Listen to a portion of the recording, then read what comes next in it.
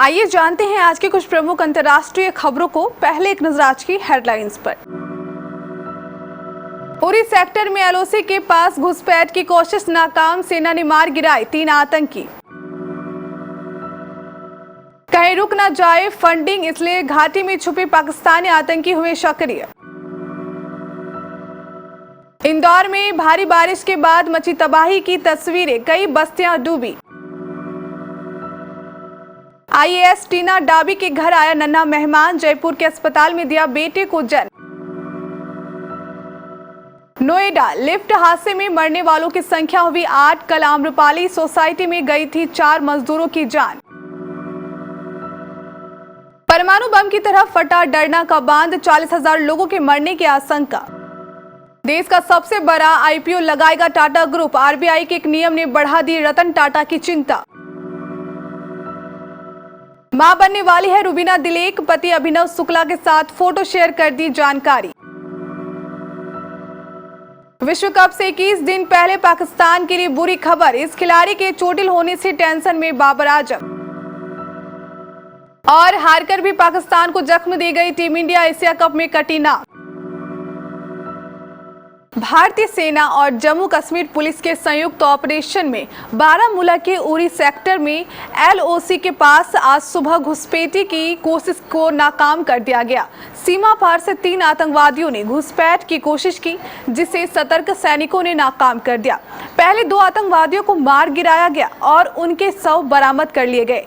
तीसरा आतंकवादी मारा गया, लेकिन एलओसी पर पाक पोस्ट द्वारा गोलीबारी के कारण शव की बरामद करने में बाधा आई। पीर पंजाल ब्रिगेड के commander brigadier PMS Dhillon, DIG उत्तरी कश्मीर विवेक गुप्ता, 5 जेके राइफल के कंपनी कमांडर अंकुर सुहाग ने पत्रकार वार्ता कर उड़ी में हुई घुसपैठ मामले की जानकारी दी। अनंतनाग के कोकरनाग में सुरक्षा बलों का आतंकियों के खिलाफ ऑपरेशन जारी है और वहां के जंगल में 2 से 3 आतंकियों को सुरक्षा बलों ने घेरा हुआ है।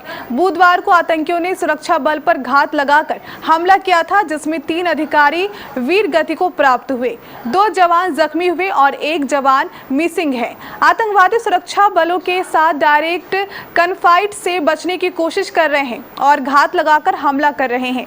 इस साल ही इससे पहले आतंकी पूंछ और रजौरी एरिया में 2 बार घात लगाकर हमला कर चुके हैं, जिसमें 10 सैनिक वीर गति को प्राप्त हुए हैं। इंदौर में भारी बारिश की वजह से हाहाकार मच गया है। एक ही दिन में 7 इंच पानी गिर गया है। नदी नाले उफान पर है, सड़कें पूरी तरह से डूब चुकी है। पाताल पानी, चोड़ल, सभी जगह नदियां उफान पर है। यशवंत सागर के 4 गेट सुबह ही खोल दिए गए हैं। भारी बारिश के कारण शहर के सभी तालाब पूरी क्षमता से भर गए हैं। खंडवा रोड पर नर्मदा का मोटक्का पुल बंद कर दिया गया है। ओंकारेश्वर में मूर्ति अनावरण में जाने वाले लोगों को नहीं आने की सलाह दी गई है। सीजन की यह सबसे तेज और घनघोर बारिश है। 24 घंटे में 7 इंच बारिश के साथ शहर की सीजन की बारिश का कोटा पूरा हो गया। अब तक कुल 39 इंच से ज्यादा बारिश हो चुकी है। यह सामान्य से 2 इंच ज्यादा है। उधर देपालपुर में एक दिन में रिकॉर्ड 10 इंच बारिश हुई है। आईएएस टीना डाबी और उनके पति आईएएस अधिकारी प्रदीप गंडवाने के घर किलकारी गुंजी है। शुक्रवार को टीना डाबी ने जयपुर के एक अस्पताल में बेटे को जन्म दिया। टीना और प्रदीप को माता पिता बनने पर कई बधाइयां मिल रही हैं। जैसलमेर की मशहूर कलेक्टर टीना डाबी 5 जुलाई से मैटरनिटी लीव पर है। पिछले हफ्ते टीना डाबी की बहन रिया डाबी ने बेबी सोवर सेलिब्रेशन की कुछ तस्वीरें भी शेयर की थी।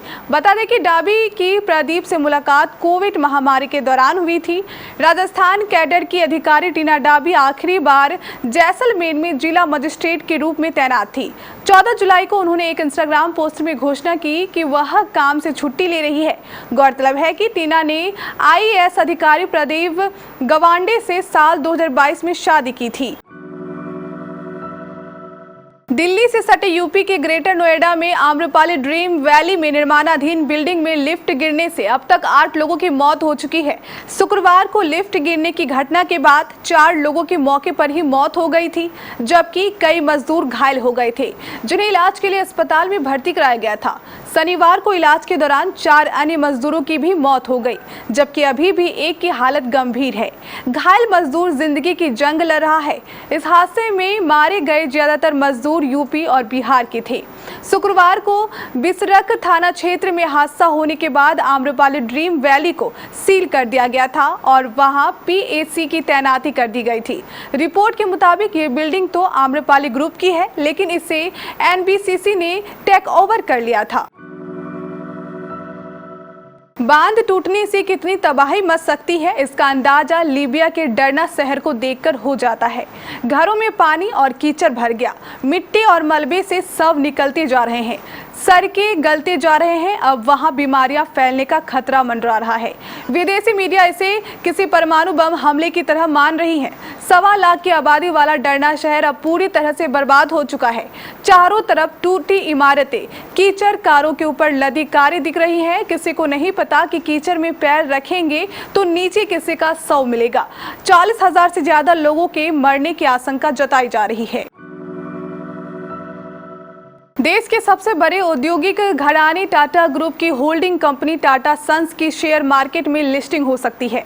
आरबीआई ने टाटा सन्स को अपर लेयर एनबीएफसी के रूप में क्लासिफाई किया है। इस लिस्ट में शामिल कंपनियों के लिए व्यापक रेगुलेटरी कंप्लायंस की जरूरत होती है। इसके लिए टाटा सन्स को सितंबर 2025 तक शेयर बाजार में लिस्ट होना होगा। अगर कंपनी लिस्ट होगी तो इससे उसको निवेशकों को काफी फायदा होगा। टाटा सन्स की अनुमानित वैल्यू करीब 11 लाख करोड़ रुपए है। इस तरह कंपनी में 5% हिस्सेदारी की वैल्यू करीब 55,000 करोड़ रुपए होगी। यानी अगर कंपनी आईपीओ लाने का फैसला करती है तो यह देश का सबसे बड़ा इशू होगा। अब तक ये रिकॉर्ड एलआईसी के पास है, जो पिछले साल 21,000 करोड़ रुपए का आईपीओ लाई थी। एक्ट्रेस रुबीना दिलीप मां बनने वाली है। हाल ही में उन्होंने अपने पति और एक्टर अभिनव शुक्ला के साथ सोशल मीडिया पर एक फोटो पोस्ट कर ये जानकारी दी। फिलहाल रुबीना और अभिनव शुक्ला यूएस में वैकेशन मना रहे हैं। इस फोटो में रुबीना का बेबी बम्प भी साफ तौर पर दिखाई दे रहा है। अभिनव और रुबीना ने ज्वाइंट पोस्ट शेयर करते हुए लिखा, जब हमने डेट करना शुरू किया था तभी हमने एक दूसरे से ये वादा किया था कि हम पूरी दुनिया घूमेंगे। हमने शादी की और अब हम एक परिवार के तौर पर अपने नए सफर की शुरुआत कर रहे हैं। जल्द ही हमारे साथ नन्हा सा एक ट्रैवलर भी होगा। पाकिस्तान क्रिकेट टीम के तेज गेंदबाज नसीम शाह एशिया कप के दौरान कंधे में चोट लगी है। इस चोट के कारण अब माना जा रहा है कि उनका अगले महीने आईसीसी वनडे विश्व कप में खेलना संदिग्ध है। हालांकि पाकिस्तान क्रिकेट बोर्ड की तरफ से इसे लेकर कोई आधिकारिक बयान नहीं आया, लेकिन कंधे की चोट से उबरने में नसीम शाह को लंबा समय लग सकता है। एशिया कप में टीम के निराशाजनक प्रदर्शन के बाद पाकिस्तान क्रिकेट टीम के कप्तान बाबर की चिंता अब नसीम शाह को लेकर बढ़ गई है। पिछले कुछ समय से नसीम शाह पाकिस्तान के पेस बैटरी के प्रमुख गेंदबाज बनकर उभरे थे। सलामी बल्लेबाज शुभमन गिल के 5वें वनडे शतक के बावजूद भारत एशिया कप 2023 के अंतिम सुपर 4 मैच में बांग्लादेश से हार गया। टीम इंडिया को इस मैच में 6 रनों से हार मिली। बांग्लादेश ने अपने स्पिनरों और कप्तान साकिब अल हसन के हरफन मौला प्रदर्शन की बदौलत भारत को जीत के लिए 266 रन का लक्ष्य देकर उसे 39 ओवर 5 बॉल में 259 रन पर समेट दिया। इस मुकाबले का नतीजा दोनों टीमों के लिए मायने नहीं रखेगा, क्योंकि भारत पहले ही रविवार को होने वाले फाइनल के लिए क्वालिफाई कर चुका है, जिसमें उसका सामना श्रीलंका से होगा। बांग्लादेश पहले ही एशिया कप से बाहर हो चुका है।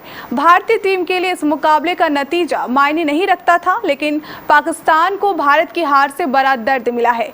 दरअसल भारत की हार से बांग्लादेश का सुपर 4 में खाता खुल गया। टीम के 2 पॉइंट हो गए। पाकिस्तान के भी सुपर 4 में ही 2 पॉइंट थे।